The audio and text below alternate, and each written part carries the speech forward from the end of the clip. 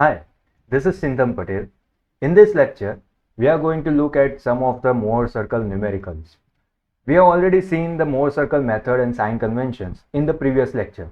So we are going to apply those method and sign convention in this lecture so that we can understand how to solve the example using the graphical method of principal stresses and normal stress tangential stresses.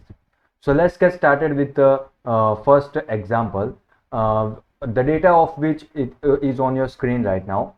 So let's read those data so that you guys can understand.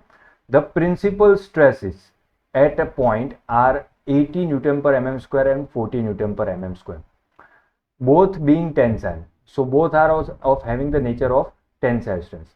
Now, as they have mentioned it as a principal stress, we will consider it as a external stresses sigma 1 and sigma 2. Find the normal, tangential and resultant stress across a plane through the point inclined at 50 degree to the plane having 80 Newton per mm square stress. So first of all, we will try to draw a diagram of the body. We will assign 80 Newton per mm square to a plane, and with that plane, with that direction of the plane, the EF plane will be, or the plane will be at 50 degree inclination. So let's draw a diagram over here. So diagram is more or less something like this. Let's say this is our rectangular body.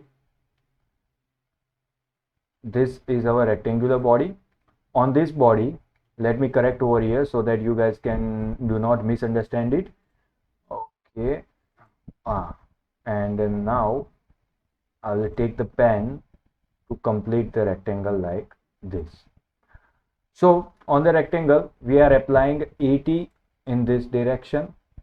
This is our 80, 80, and 40 in this direction.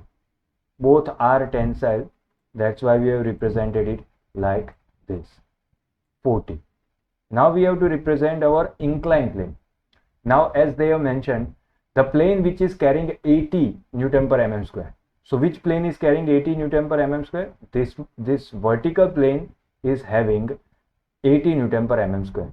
So with the vertical direction, we have to measure 50 degree. So let's say we are measuring 50 degree like this, 50.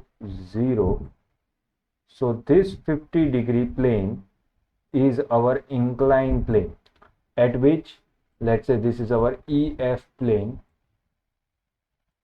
where we are required to find out normal, tangential and the resultant stresses. So I hope you guys got it understood. Let's now start our sign convention. We can see that this angle is measured along the clockwise direction. That's why we have taken theta as 50 degree. Otherwise, we would have taken it as a minus 50 degree. Right now, they have mentioned only two stresses. There is no other stresses acting on the body. That's why we have taken tau as 0 by default. So tau is taken as 0 because they have not mentioned the shear stress. That's why we have taken tau or shear stress as 0. Now we will draw our diagram using the two reference axes.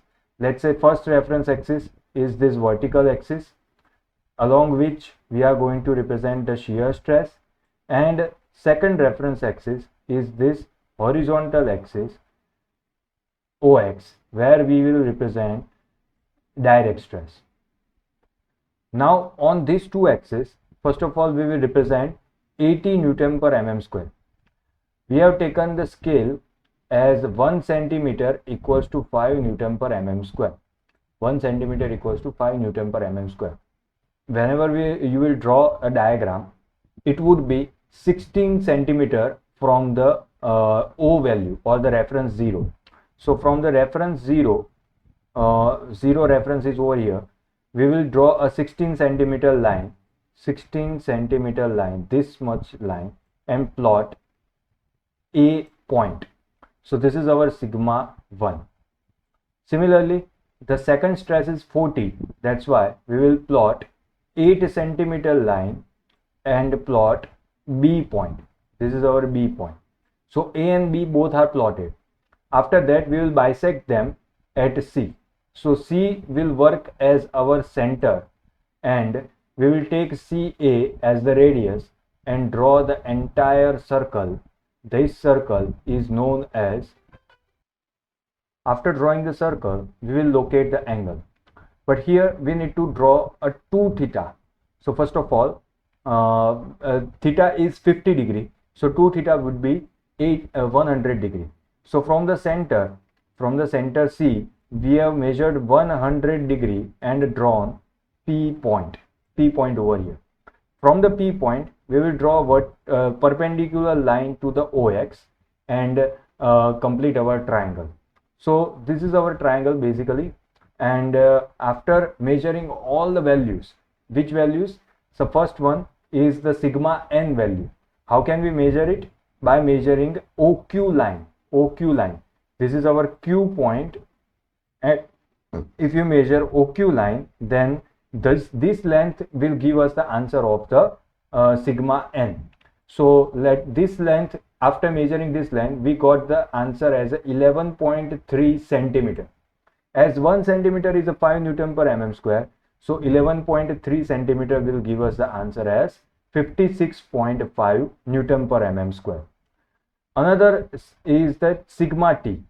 In order to find out the sigma t, we need to measure PQ line, because sigma t is a tangential stress, and tangential stress is always measured vertically.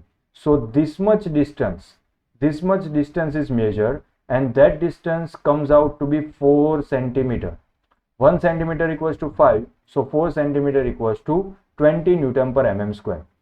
If you want to find out the sigma r, that is nothing but the OP. So OP is this distance. O is over here and P is over here. So this distance is measured and comes out to be 12 centimeter. This will give us the answer as a 60 Newton per mm square. So we have calculated the normal, tangential and resultant stresses using the Mohr circle. So our example is complete over here. Now we will move on to our another example where you will see the data on your screen. Find out the stresses acting on the oblique section AF, where F is over here. This is our F point. This is our AF line on the rectangular element. In the rectangular element ABCD as shown in a figure. Also find the principal plane and principal stresses analytically and graphically both. So we are considering it as a graphical challenge so that we can understand how to calculate the principal stresses and principal planes. So first of all, we will understand the given data. We will see that there is one direct stress as a 300 megapascal, another direct stress as a 150 megapascal. So this is the bigger value, which is our sigma 1, and this is the smaller value, which is our sigma 2. We will notify that both stresses are of the same nature, tensile. That is why we will consider them on the right side only.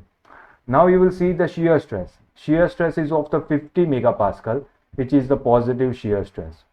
The angle is measured along the anti-clockwise direction from the vertical reference axis, which is 15 degree. So we will draw the diagram accordingly. You will see the diagram over here, where 1 centimeter is taken as 25 Newton per mm square. Why we have increased the scale? Because the values here are bigger. That's why you have to increase the scale. So first of all, we will draw a vertical line and a horizontal line. And on the horizontal line, we will represent a sigma, and on the vertical line, we will represent tau. Now what we will do? We will take the scale and draw a 300 megapascal at A point using the proportionate value. So this is our A point, Similarly, we will draw sigma 2 150 megapascal and draw a B point over here. Now bisect the AB and we will get our center. Using the radius of CB, we can draw our Mohr circle like this. From this Mohr circle and center, as this is the negative angle, we will represent it below the OX line according to our sign convention. So we are measuring 2 theta, that is equals to 30 degree. 2 theta is 30 degree, and we will plot a CP point over here. So this is our P point. From the P point, we will draw a perpendicular line to the OX, and this will give us the answer of our PQ point. So if you measure the PQ, then it will give us the answer in terms of the shear stress. Now tangential stress. Now here the question is about the principal plane and principal stresses. So how can we calculate the principal plane and principal stresses? So for that, we need to plot some of the points like OG, OH, and we need to measure the angle A-CA. How can we measure this type of angles? First of all we have to do is to plot A- and B'. How can we calculate the A' and B'? A' and B' can be drawn from the C point. Where you will see that tau value, this much is our tau value, tau is taken as, tau is 50 megapascal. So tau is taken as this much distance. If you take this much vertical distance and plot A', similarly if you take this much distance and plot B', then you will get to these points, and if you join them, then it will pass from the center and you will get the line A', B'. Now as we got this line, now easily we will be able to measure this much angle, that is nothing but the 2 alpha 1. So if we measure the 2 alpha 1 angle, that we will measure it by our geometrical instruments, then this 2 alpha 1 comes out to be the 34 degree, and alpha 1 comes out to be 17 degree, which is the location of the major principal plane. If you add 90 into it, you will get the answer as a 107 degree, which is the minor plane location. Now the question comes out to be the sigma n1 and sigma n2. How can we calculate the sigma n1 and sigma n2?